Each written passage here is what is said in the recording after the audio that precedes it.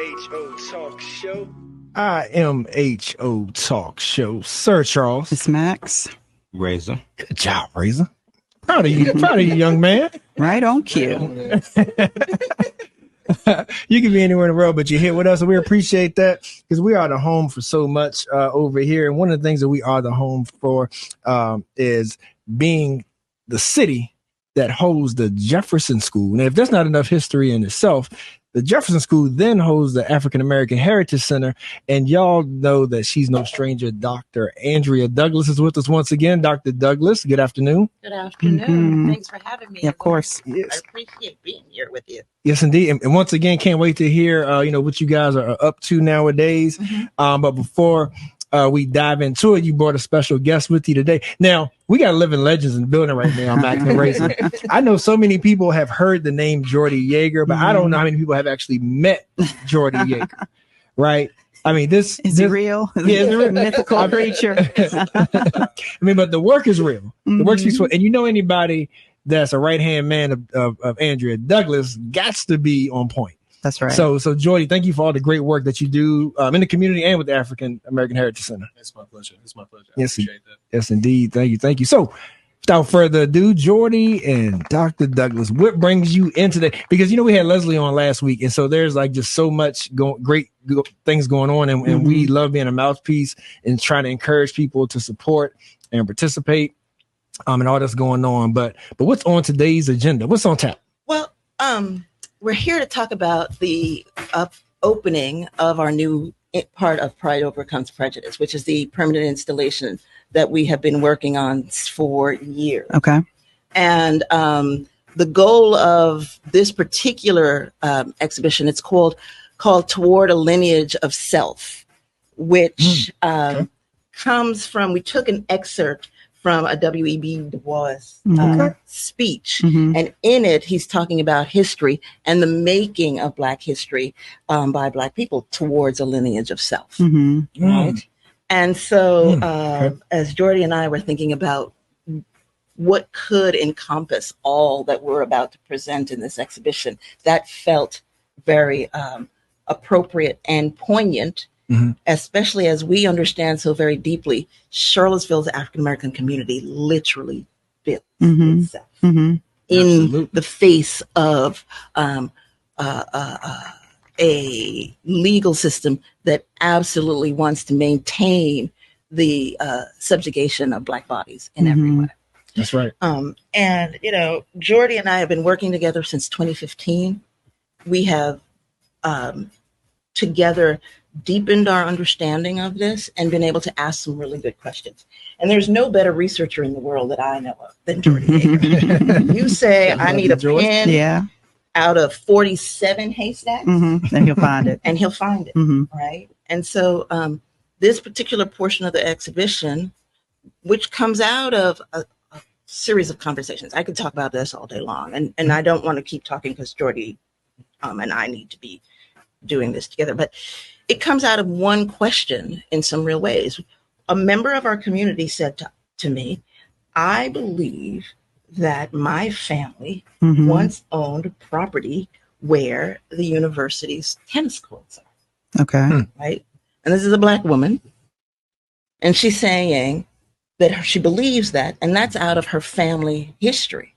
But there's no documentation. There's no way that she can find it. And I said, well, we can try. Right.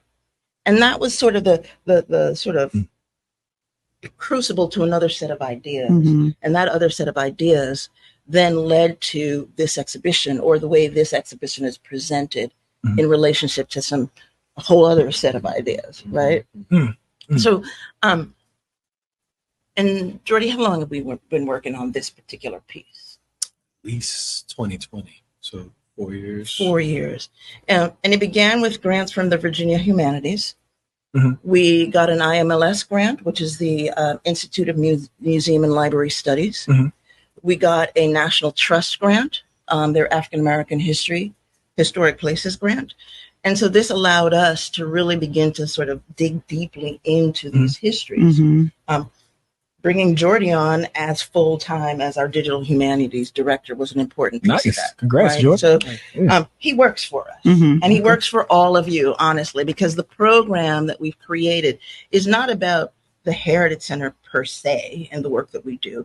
It is about trying to build a meaningful repository of information about this community directed by this community, right? That question that person asked was a direction.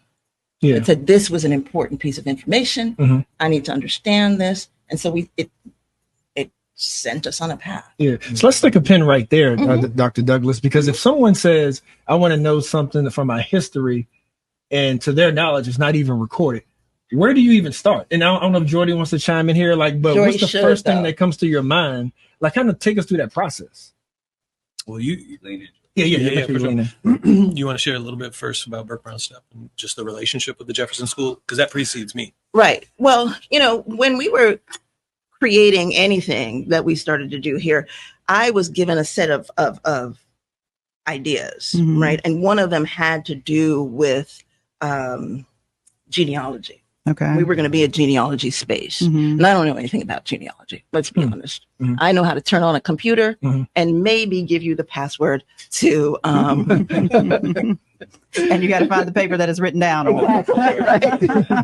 But I don't know anything about it. So we very early on went to the people that we know, and Charlottesville has people and has always had people. They were the very same people who were invested in even building an African American Heritage Center, who can do all manner of research. And one of those groups is the Burke Brown Staff Afro-Genealogical Society. Okay. The Central Virginia Historic Researchers, there's this way in which all these groups sort of overlap each other. But Burke Brown Step, we gave them a permanent home at the Heritage Center. They meet there. And they also advise us when we have a question. It's probably one of those places that we go first. And so, and they're researching broad-based kinds of information. They're researching. Many of them are connected to Monticello, and so they're researching their family histories. And so we rely on them quite a bit in terms of thinking about what is the methodologies even of how to go through that research. Someone like Shelley Murphy, if Shelley Murphy can't find it, it's because it just wasn't there. She can find a speck of dust if you give her time, right? And they're committed to it in significant ways. And I think taking on their advice, reaching out to them whenever needed, I think has helped us feel as if more comfortable, I think, even in the work, right? And so there are a lot of people out there in this world that we look to before we even start to think through some projects that we do. Gotcha. And they have a program every third Saturday, is it? At the Heritage Center from 10 to noon is free public access to genealogical information. So if you're interested in just getting started in your family tree, if you know some pieces of it and you want to fill it out, if you've hit a wall in some of the records, they are the people to go to. And it's open and free every third Saturday at the Heritage Center. I will say that one of the things that's been missing is kind of where records don't readily find themselves accessible. And so that's usually in the courthouses. And so one of the first things that we did at the Heritage Center when we started looking at property specifically is to go and create memorandums of understanding, a relationship with both the city and the county clerk's court's office, where we got access to over 300,000 pages of property records digitized. And then we ran them through something called optical character recognition, which allows them to be searchable. It's basically the Control F function on your computer. And so we can search for names, we can search for streets, we can search for, in some cases where we really doubled down our efforts was looking for racist terminology, right? So terms of exclusion, terms of discrimination, we know that existed in our landscape in Charlottesville's history, but we never got a redlining map because Charlottesville wasn't big enough. And so it wasn't big enough to qualify for the federal standards to create a whole entire map. But that doesn't mean that racist housing policies didn't get enacted here, right? So we don't have that breadcrumb trail or that blueprint to show you exactly where, exactly who, and exactly how. And then, of course, the big question is exactly how much, right? Got invested into white neighborhoods, white communities versus black neighborhoods and black communities. And one of the other record sets that we really have started to delve into more and more are the land tax records, which go back all the way to the inception of the city. But in 1890, they are required to be segregated. So the first half of the books are all white records, and they're labeled white at the very top. And the last half of the books are all black records, and they're labeled black at the top. So if you combine those black record sets with the property records, all of a sudden you have the makings for the entirety of black land from 1890 to 1950, when they stopped being segregated. So for the first time, it becomes possible to then articulate what that landscape looked like. How did Vinegar Hill emerge? Was Vinegar Hill the first community? Turns out Kellytown, which, if you know where Trinity Episcopal Church and Zion Union Church at the base of Washington Park, Kellytown emerges 1867, 3 years prior to Vinegar Hill. 10th and Page, people will often cite John West as one of the first people to move in or buy land in 10th and Page. But we found a family, Jesse C., that moved there in 1867, at least 13 years prior to when John West buys his first property there. So these are the things that are starting to come out. And we're looking at Gospel Hill, Garrett Street, Ridge Street, South First Street, right? All of these communities that today we know, but where are their points of origin? One of the other stories that I'll share real quick is Allen's Store. Allen's Store is now where Marie Bed is on Rose Hill Drive, right? That's where Allen's Store moved. Prior to that, it was on 6th Street and Garrett, on the corner of 6th and Garrett, on the east side of town, southeast side of town, below the downtown mall for at least 40 years. And it was run by Dorothy and Kenny Allen. And they ran a general store. It was also a butchery. You could buy fresh produce. You could buy canned goods. They had, a program where if you couldn't pay that week, you could pay 2 weeks from then. All of those things that made it a community staple. And they operated there for decades until urban renewal forced them to move to Rose Hill Drive. We thought that's as far as the story went back. But we started looking at property records and found that Kenneth Allen actually got that land from his father. And if you look at his father, he's listed as a butcher in the public directories operating at that location. And then if you look even further, you see that his father, Walker Allen, bought that land in 1875. So you have almost 100 years of a black grocery store, butchery, general store operating in a community that isn't, you would never know, right? There's no signage, there's no interpretation, there's no commemoration. The Daughters of Zion, preservers of Daughters of Zion, Miss Bernadette Whitsett and Miss Edwina St. Rose do a wonderful job of interpreting the people buried there, and the Allens are buried there. But outside of that, there really is no citywide interpretation of some of these very meaningful and very pivotal stories that center in these records. And so we needed to get our hands around the records first and foremost. And that's what we have access to, that we can then marry and make sense with the genealogy records that, that's outside of our expertise. That's really where Burke Brown Step shines. And think about this. Man, Jordy's like a mad scientist. I could listen. But listen. This is the kind of geeking out that he and I do. And it's kind of crazy when you think about what it is that excites you in a day. One of the most exciting things for my day is when Jordy's like, look what I found today. And you're like, what? And then you take that piece of information and you start to extrapolate. You start to work beyond it, right? So if you were going to the point of even Deanna being here just before us, right? To the point, when you think about what the general world knows about grocery stores in Charlottesville, right? The thing that comes right to mind is Inge's Store. Inge's Store at the corner of 4th and whatever. But there were 7 black grocery stores here, right? And that history dates back, just as Jordy said, right? We're talking about 1890. We're talking about the late 19th century. And then you begin to say, let's imagine what that looks like. Let's imagine about that first generation out of enslavement what they built. Let's then imagine about that second generation out of enslavement and what they built. And let's start to think about that, not just as individual stories, but to begin to start to see that as a composite of a massive degree of involvement in the development of the city writ large. Absolutely. If I were going to have my druthers, when we're finished, I'm going to 3D model what this African-American community looks like in real time in space. What does it mean when you are full on the core right? Mhm. We want to applaud the neighborhoods, and we should.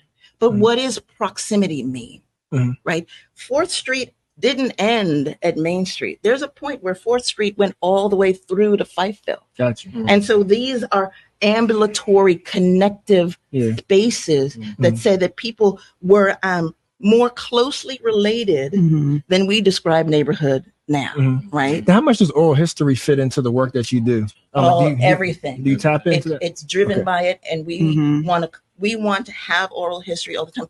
Ultimately, what we're building here at the Heritage Center is something that we call the Center for Local Knowledge. And the Center for Local Knowledge right now is driven by a Mapping Seville, Mapping Albemarle project, which is the Covenant map, right? But when we asked the second question, what is the relationship of white property ownership to Black property ownership, right?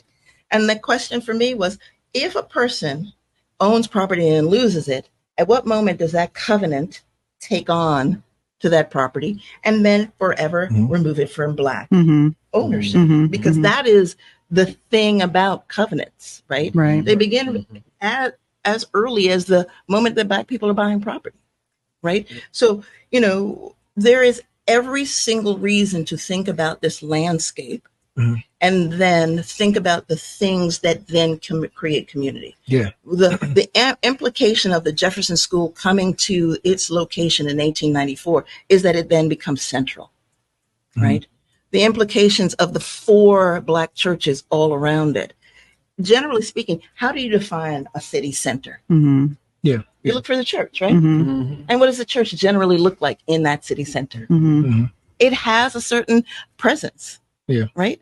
And within 10 to 20 years, this community builds 4 of them within proximity. Proximity because of the racist residential practice, because there's nowhere else to build them. But then take each one as a historic map. What do they look like? Are they plain? Absolutely not. They're ornamented. Right? And you mentioned a few things, like a few tidbits that you said were missing, like Charlottesville being too small for redlining and like there's a bunch that that I could list. But my point is, what's your ultimate goal or goals from this project? Because you even make me start thinking about reparations. Like you make me think about so you make me think about a lot of things. So I'm curious. Again, if you had your druthers, if I had my druthers, what would be the benefits to the community? But the whole point of what started some of this was to say, what is the real value dollar of the extraction of this property from Black property ownership as a consequence of racial covenant, right? We think about the free, in Charlottesville, there is an image of a free Black site, which is Catherine Foster site that the university put up their monument to that. She's a free Black woman who is buying her property as early as 1830s, right? There's a racial covenant that's put on that property. Jordy and I clarified that in 1926. That property is no longer Black. It belongs to the University of Virginia now. Wow. But in 1926, if a Black person walked down, it had its racial covenant. 1927, that Black person couldn't buy that Black property back. Right? So there are true implications for all of this.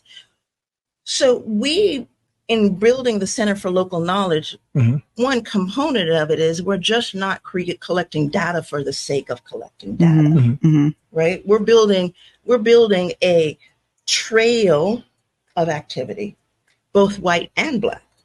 We're building within this the very opportunity for African Americans to take hold of their own narratives. And have access to it in ways that they didn't have access to it before. I have a question for y'all. A common thread that I hear, because I'm not from here, is UVA is always in the wings of everything, right? So Deanna was on here and talking about the grocery store in Fifeville. She said that UVA hadn't made a commitment yet to actually be a part of it. When it comes to the things that you're talking about, the land that was lost in the Gospel Hills and the Vinegar Hills and all this, right? How do you hold accountable somebody as strong as the University of Virginia, because it's not just the college, it's the hospital. It's also the things that they use in order to, like the tennis court, like you were talking about, things that they use to enjoy themselves, right? When they want more land, they buy it out. They don't have to pay the city taxes because of their standards. So the racist practices of UVA seem to still be going on. It isn't as blatant. It's not drag you down the road by horse racism. It's just, I'm too big for you to be able to do anything. But I think that's the point here, right? If I don't provide you with a body of information, if you don't know the things that we know, if the community doesn't know the things that we know, if the community doesn't have access through exhibition, which is where we started out, right? Like all of the material, much of the conversation that we're having here now, by the 20th, the community can walk into the Jefferson School, into the Heritage Center, and push buttons and begin to see these communities like that unfold. And this exhibition is organized over certain overarching concepts, right? One of them being civil rights, right? We think about civil rights as a 1950s moment, right? But, this community has an NAACP as early as 1918, and we have the documents with all the people who signed that name. And we know the reasons why that NAACP was formed. And we also understand that this community, as we start to think about it as an activist-based community, that Black people did engage in politics. They may not have won, but they engaged in it, and so what does that information then do? Do we hold people accountable, or do we inform people so that they are better able to live a life grounded in a deep understanding of belonging? And when you have that deep understanding of belonging, you claim your right to things, right? Yeah, and that sort of leads into my next question for you. How can this work impact the current and modern urban renewal that's happening? Because I think that's of utmost importance, right? Of like knowing your history, in order, to know where you're going, right? Knowing where you've been and know where you're going. So I'm curious on maybe some of the lessons learned, or what you all think that you could share with all the talk going on now about urban renewal, to learn lessons from the past. And how, I guess, the current zoning ordinance impacts that one way or the other. Yeah, I mean, we certainly have been in touch with city planners and the people they've contracted with in terms of making this history available in terms of details, right? Block by block, neighborhood by neighborhood. What do we know at this stage? For the first time in their rewriting of a master plan and a comprehensive plan, they have introduced a history of racial covenants and discriminatory policy. So that's a win, right? To acknowledge that. But one of the other things that we did, in addition to gathering all these property records, was to start to assess, where did the city as a government invest infrastructure? So in the early 1900s, everybody's running on creek and well water, essentially. It's that at that point that reservoirs are created, pipes are laid, and houses start to be connected to running water. It's also that point where streets start to get paved and trees start to get planted. And this infrastructure of a city is starting to be invested in on a scale that hadn't been seen yet. And so what we did was we recognized that the city, every time it made a consideration of a neighborhood's request, it had it in the city council minutes. And so working with the city council's clerk, Keena Thomas, and others at city level, we were able to get copies of all of those years of minutes. And then we correlated those to the newspaper records for the same time, because Daily Progress had a city council reporter. And so they would document different details. And slowly it started to emerge, okay, these are all of the different petitions for water lines that are coming from North Downtown or Belmont or Fry Springs. And lo and behold, you asked about oral histories. That's actually how Dr. Douglas and myself first came into actually working together, was through an oral history project that talked with Sarad Davenport and Nikiah Walker and Harold Foley and Mark Bell, and a lot of different other folks that talk to that reality of our generations, our contemporary reality of being denied access to resource or being underinvested in and neglected in terms of infrastructure abandonment. And so what we knew is that the history was there. We just needed to put it together. And so we worked with 4 different years every semester at the University of Virginia. There was an architecture school student-led class that we gave 5 years worth of chunks of information. And slowly we started to get a spreadsheet, a giant CSV file that looked at every single petition of a water line that got made from a black neighborhood or a white neighborhood. And now we're starting to map those, because what do you think happens to your home's value if you get a water line or a sewer line put into your neighborhood, right? It inflates it, it goes up.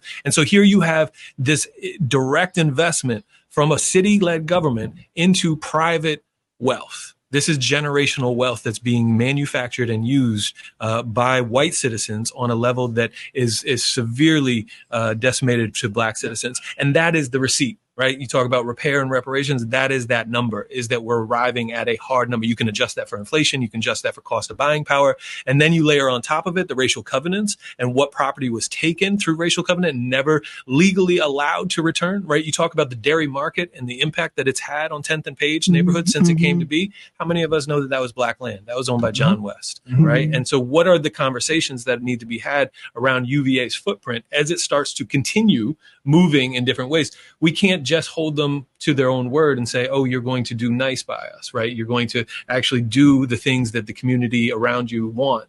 There have to be leverage tools, but we're not in that position. We're not community organizers. We're not political activists, but we do have the tools for which community organizers can then wage that fight and wage that battle. And we have the resources to be able to put the time and money into taking direction, saying, okay, what do you need? Do you need a list of every single black grocery store from 1960 to 1860? We got you. Right. If you need every single business that operated on 5th Street going from Main Street down to Cherry, we got you. Right. So that's where we're trying to connect with neighborhood leaders to say, what are the battles that are coming? What are the battles you're ensconced in? And then how do we respond from a historical perspective to give you the ammunition that you need so that you can come to the table and say, this is what actually used to be.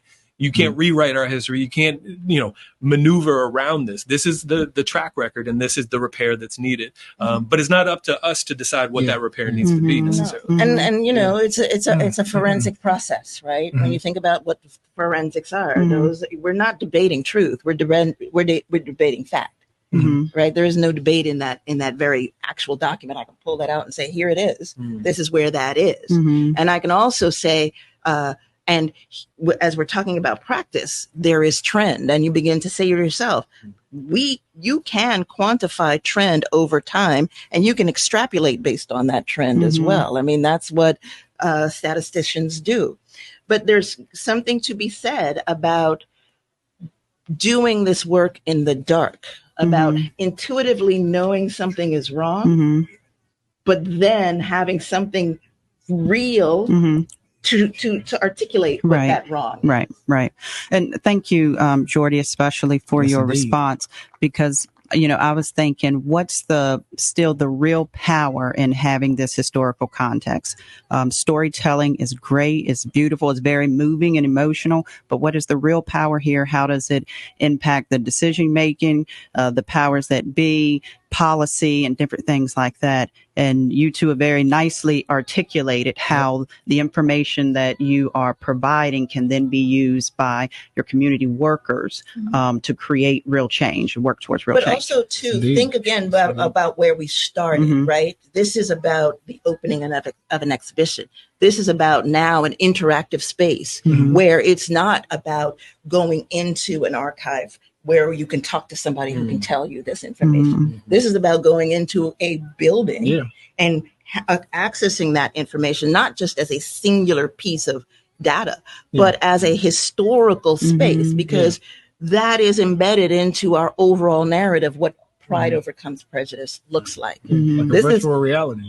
This is about the very people who went to the Jefferson School. This is about a legacy of people who live here. Taken fully into understanding, and that's what exhibitions do. They give you access to information, and in a way that allows you to walk away with something. So this is certainly, on the one hand, it's about policy, but on the other hand, it's about a community understanding itself better. So right. Yep. Yeah. So, Dr. Dell, tell the folks the name of the project again and how they can follow up with more information. If it's not too soon yet to follow. We are ready. We're opening this exhibition to the public on September 20th. Okay. We will be offering tours of the exhibition, certainly on Saturdays, but we're also reaching out to our community. This work is not finished by any stretch of the imagination.